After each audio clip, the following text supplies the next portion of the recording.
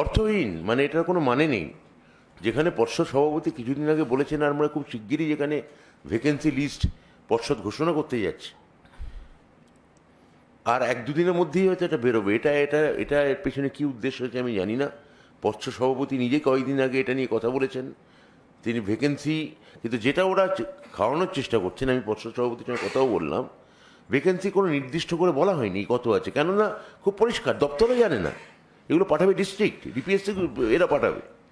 তা ডিপিএসসি থেকে রিপোর্ট আসার জন্য ওয়েট করছি। সব ডিপিএসসি যেখানে এখনও রিপোর্ট দেয়নি, সেখানে এই যে একটা 50,000 51,000 ভ্যাকেন্সি বলে খাইয়ে দেওয়া হচ্ছে, এইটার কোনো মানে নেই।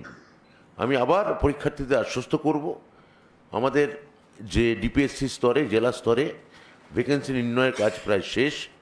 খুব শীঘ্র এটা নিয়ে নোটিফিকেশন হবে। এই এই এই ধরনের 2022-এর প্রাথমিকে যারা এই আন্দোলন করছেন, এই আন্দোলনে এখন আর কোনো যৌক্তিকতা আছে বলে আমার অন্তত মনে হচ্ছে না।